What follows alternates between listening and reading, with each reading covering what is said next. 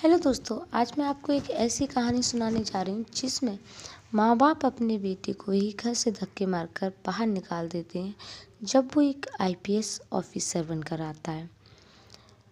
तो ऐसी क्या बात थी जो माँ बाप ने अपने ही बेटे को घर से धक्के मारकर बाहर निकाला। तो वीडियो को एंड तक देखें। और वीडियो में आगे बढ़ने से पहले अगर दोस्तों आपने इस चैनल को सब्सक्राइब नहीं किया है तो प्लीज़ चैनल को सब्सक्राइब कर दें।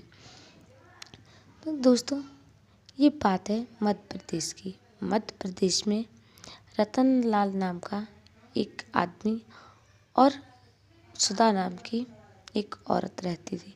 दोनों पति पत्नी एक साथ रहते थे, लेकिन उनकी शादी को बहुत समय बीत चुका था, यानी कि 20-25 साल हो चुके थे उनकी शादी को, लेकिन उनके घर पर कोई भी संतान पैदा नहीं हुई थी।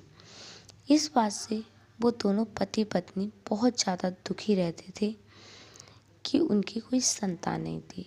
वो सोचते थे कि आखिर बुढ़ापे में हमारा सहारा कौन बनेगा। रतन लाल ने अपनी पत्नी का बहुत इलाज करवाया, जहाँ जहाँ लोगों ने बताया, तांत्रिक को, डॉक्टर को, सबको दिखाया, लेकिन उसकी पत्नी को कोई भी फ़ायदा नहीं मिला था। ना रतन लाल की पत्नी को कोई ऐसी बीमारी थी जिस वजह से उसके बच्चे नहीं हो रहे थे, ऐसा कुछ भी नहीं था, लेकिन फिर भी रतन लाल की पत्नी को बच्चे नहीं हो रहे थे। उसके बाद रतन लाल और उसकी पत्नी सुधा हर जगह तीर्थ स्थान पर जाके अपनी मन्नत मांगा करते थे। हर तीर्थ स्थान पर जाके वो यही मांगा करते थे कि उनकी चाहे बेटी हो चाहे बेटा हो, पर उनकी एक संतान हो, ताकि उनका बुढ़ापे में सहारा बन सके। तो कहते हैं ना कि अगर बार बार भगवान के दरबार में कुछ मांगने जाओ तो भगवान कभी किसी को निराशा नहीं करते। ऐसे ही रतन लाल और उनकी पत्नी सुधा के साथ हुआ। आखिर उन्होंने भगवान के दरबार में जाकर भगवान को भी इतना मजबूर कर दिया था ताकि भगवान को उनकी सुननी ही पड़ी। कुछ दिनों बाद रतन लाल की पत्नी सुधा प्रेग्नेंट हो जाती है। प्रेग्नेंट होने के बाद जब ये बात रतन लाल को पता चलती है तो रतन लाल को इतनी खुशी होती है कि वो खुशी के मारे सारे मोहल्ले में लड्डू बंटवा देते हैं।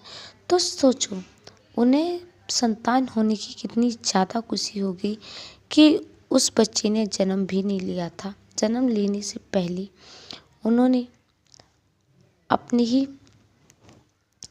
बच्चे के लिए सारे मोहल्ले में लड्डू बंटवा दिए थे। तो आखिर कितनी खुशी की बात रही होगी उनके लिए। तो जैसे जैसे समय बीतता जाता है, सुधा एक बेटे को जन्म देती है। जब रतन लाल के घर एक बेटा पैदा होता है तो रतन लाल की खुशी का ठिकाना नहीं होता, क्योंकि पहली बात तो इतने सालों बाद उन्हें संतान की प्राप्ति हुई, वो भी बेटे की। तो रतन लाल को इतनी ज़्यादा खुशी होती है कि वो पूरे मोहल्ले में गाने बजाने के साथ सारे मोहल्ले वालों को कुछ ना कुछ दान में देती है। अगर कोई साधु संत मिलता है तो उस साधु संत को भी कुछ ना कुछ दान जरूर करते हैं। तो बहुत ज़्यादा खुशी मनाते हैं। और उसके बाद क्या होता है, रतन लाल सोचता है कि आखिर हमारी भगवान ने सुनी ली, क्यों ना हम अपने बेटे को लेकर किसी तीर्थ स्थान पर जाएं, क्योंकि भगवान ने हमारा इतना साथ दिया है तो हमारा हक बनता है कि हम अपने बेटे को लेकर भगवान के दरबार में ज़रूर जाएं। तो वो अपनी पत्नी से कहता है, तो उसकी पत्नी कहती है कि देखो, अभी हमारा बच्चा छोटा है, जब हमारा बच्चा बड़ा हो जाएगा तब हम ज़रूर जाएंगे। तो रतन लाल भी अपनी पत्नी की बात मान लेता है और वो कुछ नहीं कहता। जैसे जैसे समय बीतता जाता है तो जो उनका बेटा होता है उन्होंने अपने बेटे का नाम सूरज रखा था, क्योंकि उनका बेटा एक उम्मीद की किरण बनकर उनकी ज़िंदगी में आया था। इसलिए उन्होंने अपने बेटे का नाम सूरज रखा था। तो जब सूरज 5 साल का हो गया था, तब रतनलाल कहता है कि अब तो हमारा बेटा बड़ा हो चुका है, अब हमें किसी तीर्थ स्थान पर जाना चाहिए। तो रतनलाल की पत्नी कहती है कि ठीक है। तो वो अपने बेटे को लेकर और दोनों पति पत्नी हरिद्वार जाने के लिए तैयार हो जाते हैं। जब वो हरिद्वार पहुंचते हैं तो वहाँ दर्शन करते हैं और एक दिन वहाँ रुकते हैं। तो भीड़ में क्या होता है, उनका बेटा गुम हो जाता है। तो वो अपने बेटे को ढूंढने की बहुत कोशिश करते हैं, लेकिन उनका बेटा उन्हें कहीं नहीं मिलता। दोनों बहुत ज़्यादा उदास हो जाते हैं और जैसे कि उन्हें सदमा ही लग गया हो। दोनों एक तरह पागल से हो जाते हैं और पागलों की तरह अपने बेटे को ढूंढने लगते हैं।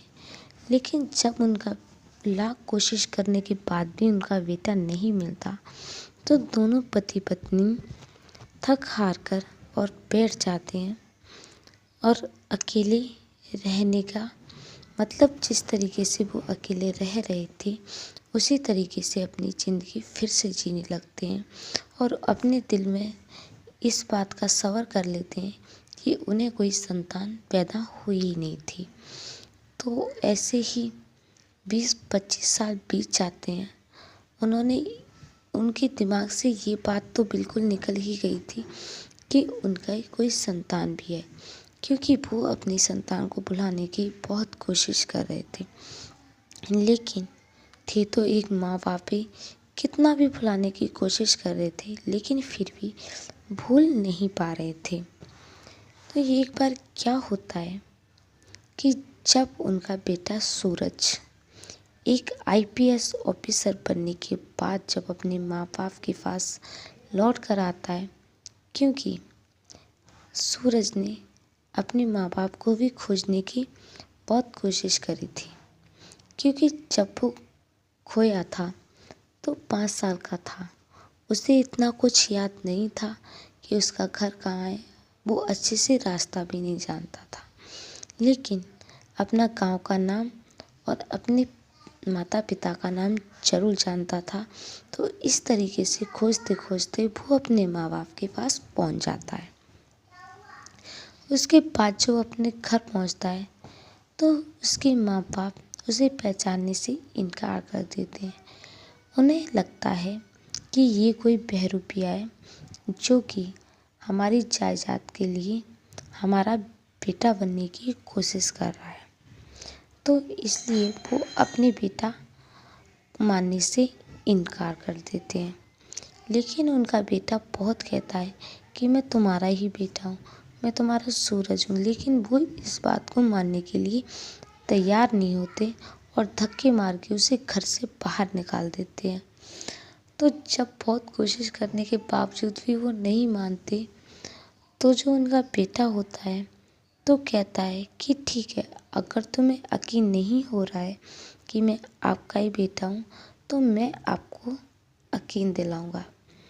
तो वो अपने माँ बाप को लेकर डॉक्टर के पास जाता है और वहाँ डीएनए टेस्ट कराता है। उसके बाद प्रूफ करता है कि वो उनका ही बेटा है। जब उन्हें पता चला कि वो उनका ही बेटा है, तो दोनों फिर से खुशी के मारे झूम उठे, जैसे कि उनके बेटे ने फिर से जन्म लिया हो। तो इस तरीके से उन्हें अपना बेटा मिल जाता है। तो दोस्तों, कैसी लगी आपको कहानी? अगर कहानी अच्छी लगी हो तो प्लीज़ वीडियो को लाइक और चैनल को सब्सक्राइब ज़रूर करें।